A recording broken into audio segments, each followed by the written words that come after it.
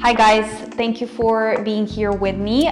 This is technically my first talking vlog. And even though I talk a lot for work and I'm definitely fairly comfortable being on camera, this is just a slightly different format because I don't get to move and show exercises. So I want to just try creating these talking videos where I share with you guys my reflections and my analysis and my observations in the past 7 years of being in the pole flow, pole dance industry. Today specifically, I want to talk about all the important things that I wish I was reminded of and told when I started my pole journey. So the way I want you to try and think of any dance style is it is a very complex process, and we all know that whatever it is that we do, the growth is never linear, and it's, you know, you can take a class and feel so empowered and good, and the next day you go to class and you feel so weak and all over the place and uninspired.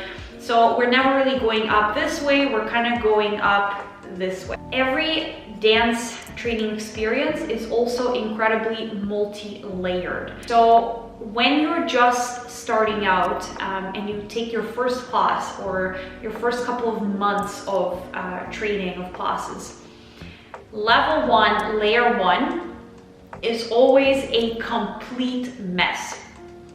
Everything you try feels overwhelming and challenging and hard. No matter what routine you're learning, it looks messy, feels messy, and you just have, like, very often it's, as an adult, you know that this is your right hand and this is your left hand, but somehow when you start moving and coordination gets complex, you forget. Like when the instructor's saying right hand up or, you know, left hand in the grip, you're like, whoa, which hand is my left hand, which hand is my right one?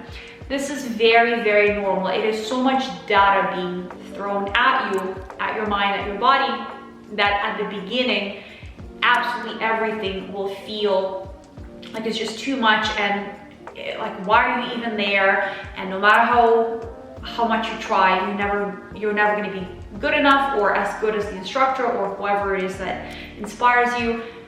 I will repeat myself, this is bullshit. This is just your mind feeling overwhelmed and anxious and trying to convince you that you are doing something wrong. You're not doing anything wrong. Level 1 is embracing the mess. Now we move on to layer number 2 or level 2.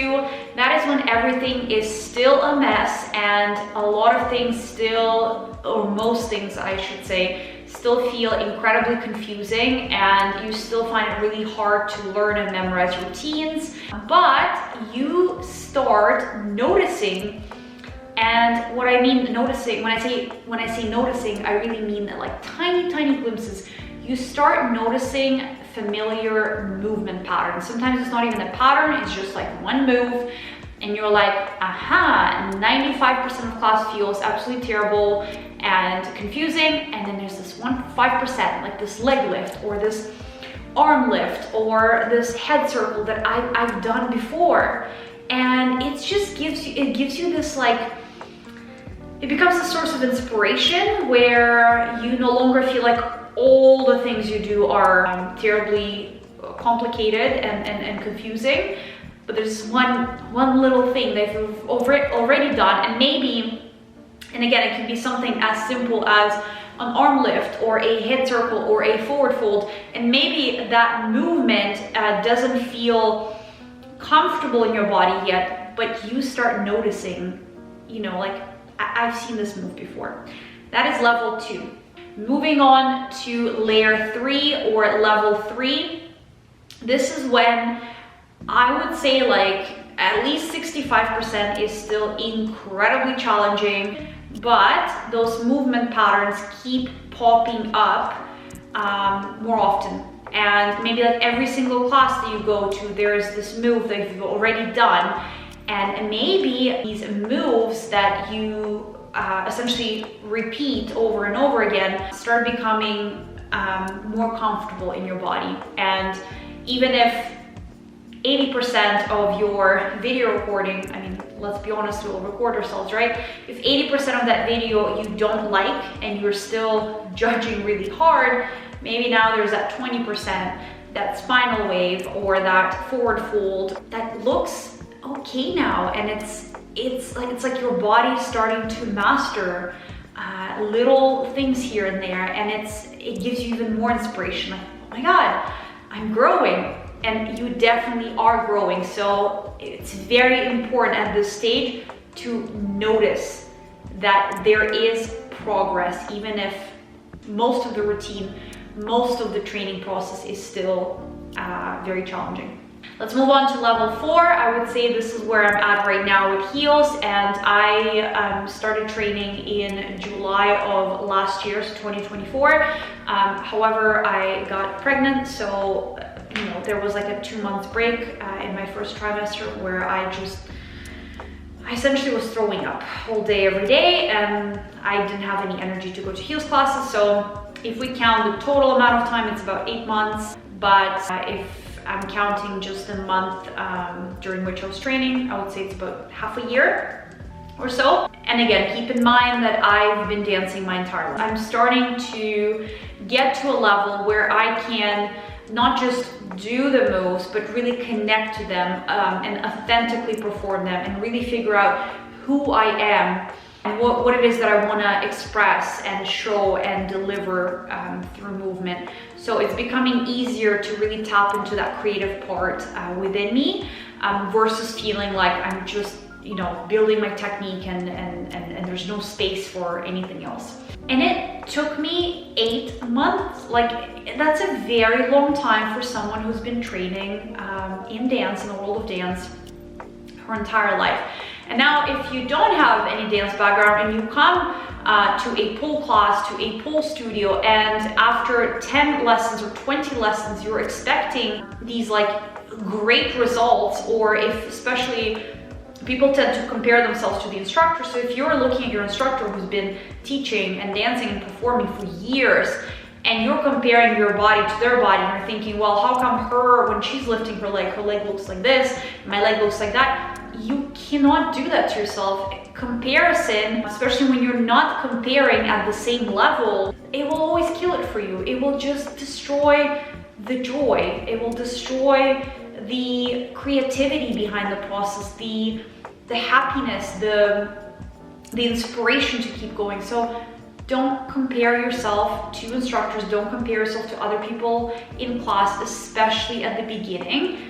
Embrace the mess. Also, I'm gonna say super quick is that there is an infinite amount of layers and levels. So it's not like you ever arrive to a place where anything you do feels easy. And again, I've been training for over 30 years and I am still learning, and there's still so much that I don't know how to do or struggle with. So it is a never-ending process. It's like life. There's always more, and there's always better ways to do something. But you just give yourself space to suck at the beginning. Give yourself permission to explore. Give yourself permission to fail. And honestly, just if you follow anyone on social media, it seems like a separate thing, but it's so important to remember. If you follow anyone on social media who makes you feel any sort of negative way, where it's like, oh my God, she's or he is so good and I will never be at this level, mute them, unfollow them. Protect your space, protect your creative process, and just be patient with yourself. If you commit with a good instructor, because it is very important who you learn from and how, because again, think of it as, you gotta remember that your instructor is a person and they bring their anxiety, their insecurities, their fears, their expectations to class as well. So if you don't feel aligned with your instructor, look for someone else. If someone else not available in your city, look for someone online. Don't settle, just like you wouldn't settle within a wrong relationship. Don't settle. Keep looking for someone who's going to make you feel empowered.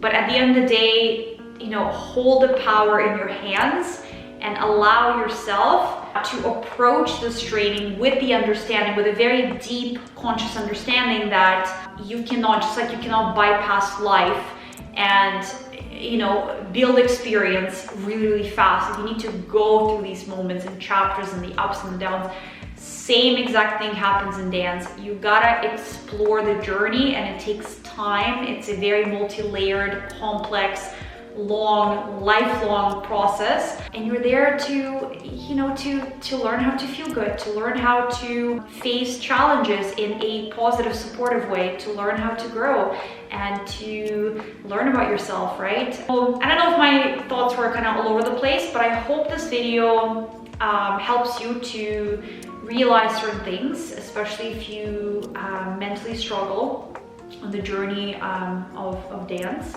If you like this video, please help me grow the channel by leaving me a like, maybe leaving a short comment, subscribing to the channel, only if you feel aligned with my energy and my work. And thank you guys. I'll see you in one of my next videos.